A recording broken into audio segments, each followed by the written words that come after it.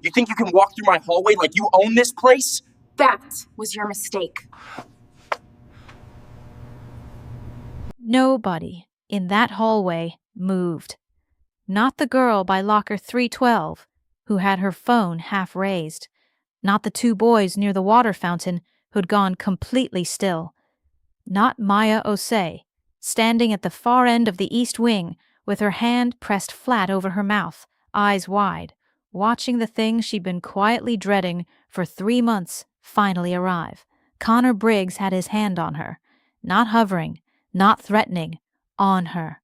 His palm flat against Zara Washington's chest, pressing her backward into the cold metal of locker 317. His jaw was tight. His voice was low, the kind of low that isn't quiet at all. You think you can just walk through my hallway like you own something? He pressed harder.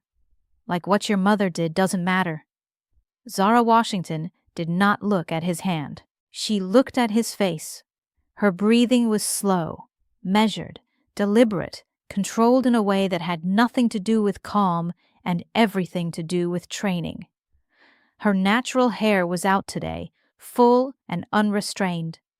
Her gold hoop earrings, the ones her mother gave her the first day of high school, caught the flickering fluorescent light above locker 318.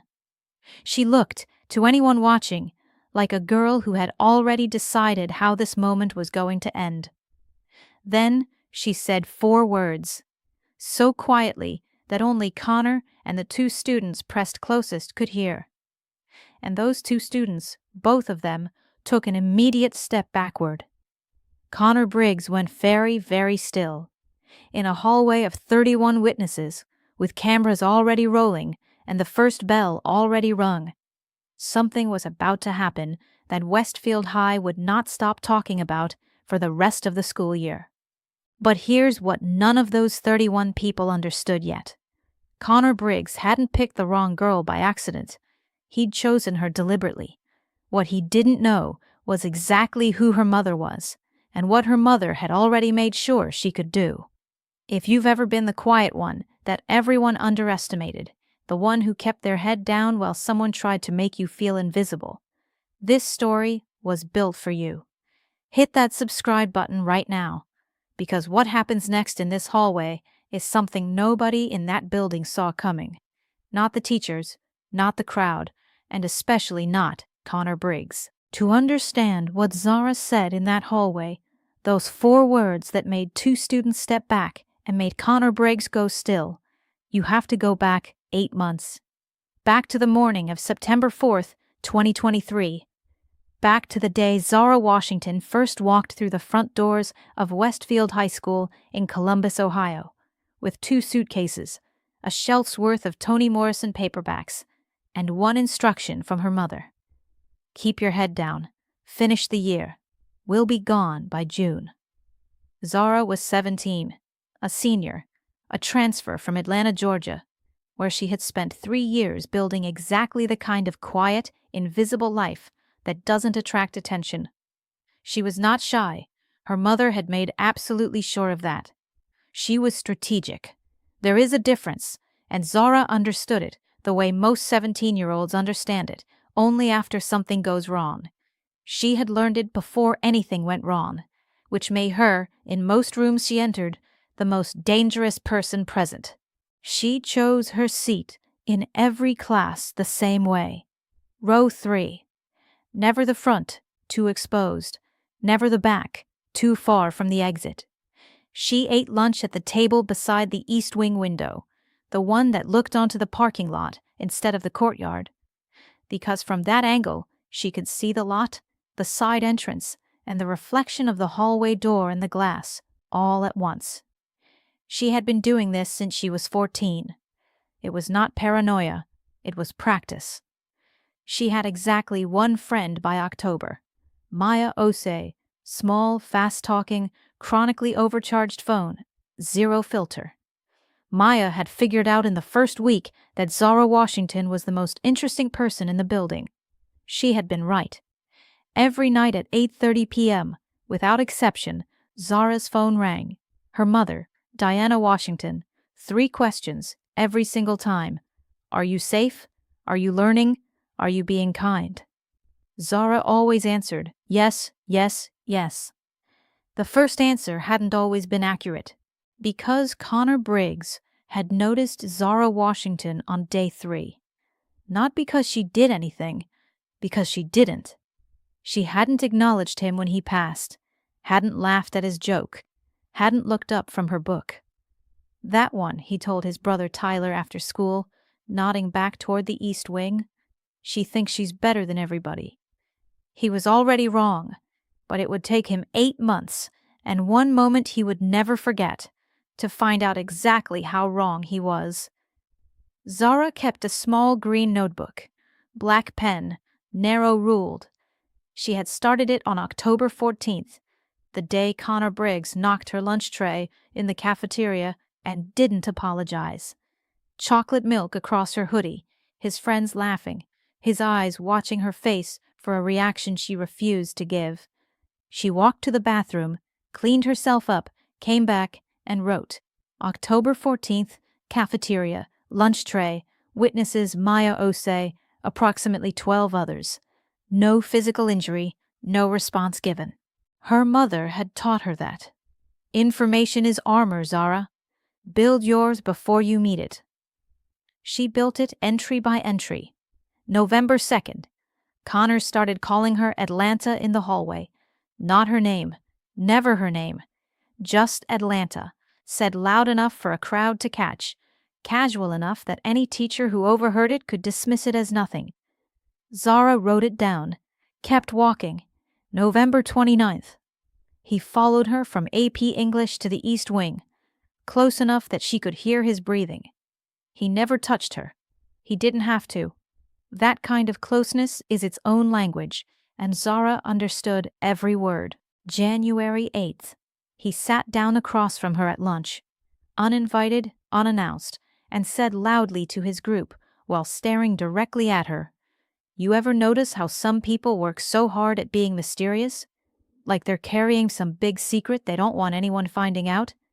Zara finished the paragraph she was reading, closed her book, left her tray. Entry that evening, January 8th, psychological pressure, public setting, Maya witnessed, escalating, February 21st. He said her mother's name, not asked about it, not mentioned it in passing, said it, Diana Washington, in the middle of the East Wing hallway, looking directly at Zara with an expression she had never seen on his face before. Something behind his eyes had shifted, something that looked less like cruelty and more like recognition. That night, Zara called her mother at 8:30 on the dot. Diana picked up on the first ring. He said your name today, Zara said. Diana Washington, out loud, in the hallway. 3 full seconds of silence on the other end. The kind of silence that isn't empty. The kind that's full of something the other person is deciding whether to say. What's his last name? Diana asked. Briggs, Zara said. Another silence. Longer this time. Baby, Diana said slowly and carefully. I need you to listen to me very carefully right now. What her mother told her in the next 4 minutes changed everything Zara thought she understood about why they had moved to Columbus, and who Connor Briggs really was, and why from the very first day something about that boy had felt like a warning she couldn't name. Don't go anywhere. Subscribe right now, because what comes next is the part nobody in that hallway saw coming. Not Connor, not the school, not even Zara herself. Tuesday, March 12th. Zara arrived at Westfield High at 7:41 a.m., 9 minutes before the first bell. She was wearing the gold hoops. Her hair was out, natural, full, unrestrained. Maya saw her at the front entrance and stopped walking. You look different today, Maya said. Zara adjusted her backpack strap. I feel different today. She went directly to locker 317. She knew Connor's schedule, had memorized it by the 3rd week of October, the same way she memorized exit routes and teacher rotations and the exact timing of the security camera sweep in the East Wing. Knowledge was not obsession. Knowledge was survival. She had learned that before she learned algebra. She did not hide. She stood at her locker, Door open, and she waited. Connor entered the East Wing at 10:43 a.m. with 4 of his usual group. Tyler a half step behind the rest, quieter than the others, always watching. Connor clocked Zara from 15 feet away. Something in her posture stopped him, just for a half beat, just long enough to register. She wasn't angled away. She wasn't hunched. She was standing straight, backpack over one shoulder, looking ahead like she owned every inch of the ground beneath her feet. He didn't know what to do with that, so he did what he always did. He performed. Well, Atlanta's actually making eye contact today. His group laughed on cue. Students in the East Wing slowed their pace. The hallway, on pure instinct, began to circle. Zara closed her locker, turned to face him fully. She said nothing. Connor stepped closer, then closer again. His voice dropped, not for the crowd now, just for her. I know who your mother is. I know what she did to my family. You think you just get to walk these halls like nothing happened? Like she didn't destroy us? Zara's jaw didn't tighten. Her eyes didn't waver. She let him finish. Then she spoke, quietly, deliberately, each word placed with the precision of someone who had been deciding when to use them for a very long time. I know exactly who my mother is, she said. The question is, do you know what she taught me? Connor didn't understand it. He read it as defiance. He reached out and placed his palm flat against her chest. A push, not a punch, but deliberate, hard, and in front of 31 witnesses with cameras already recording. Don't make this about your mama, he said. Time slowed. Zara looked down at his hand, then back up at his face, and she said, just 4 words, the same 4 words from the beginning of this story. Are you ready for this? That was your mistake. What happened next took 8 seconds. Her right hand came up under his wrist, not grabbing, redirecting. Her left hand moved to his shoulder. Connor outweighed her by 85 pounds. It didn't matter. Krav Maga is not about strength. It is about leverage, timing, and the absolute willingness to commit. Zara Washington had been committing to this for 9 years. Connor Briggs, 6'3", 210 pounds, 3-year varsity letterman, the unchallenged apex of Westfield High's East Wing, left the ground. Not a stumble, not a trip. He went airborne, his body rotating through the air in one clean fluid arc, and landed hard on his back against the linoleum floor, with a sound like a door slamming shut on everything he thought he was. His phone skidded 6 feet across the hallway. The East Wing went absolutely silent. Zara stepped back, adjusted her backpack strap, looked at the crowd, 31 faces, 31 phones, 31 people who would remember this moment for the rest of their lives, with an expression that contained no triumph, no rage, no fear, just clarity. The specific clarity of someone who prepared for a moment and then lived inside it exactly as planned. He put his hands on me, she said, to no one in particular, and everyone at once. I'd like someone to call Mr. Aldridge now. From the very back of the crowd, Connor's younger brother Tyler stood completely still. He did not move. He would not move for a long time. But his eyes never left Zara Washington's face. And somewhere across the city, in a federal courtroom on the 4th floor of the Joseph P. Canary U.S. Courthouse, a phone was about to vibrate on the desk of the U.S. District Attorney. And Diana Washington, who had spent 20 years making sure justice arrived on time, was about to find out that her daughter had been carrying something very heavy, very quietly, and entirely alone for 3 months. Connor sat up slowly. His hair, perfectly styled every morning, part of the performance, was disheveled across his forehead. His face was red, not from anger, from something worse than anger, from the particular humiliation of being witnessed in your own defeat by everyone who had ever deferred to you. His group stood frozen, not laughing, not recording, just frozen in the specific paralysis of watching the architecture of someone's power collapse in 8 seconds and not knowing what to do with the rubble. Maya was crying. She hadn't meant to. She just was. Mr. Aldridge arrived in 90 seconds.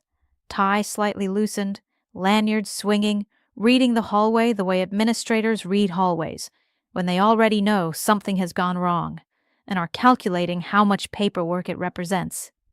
He looked at Connor on the floor. He looked at Zara standing. He looked at 31 phones in 31 hands.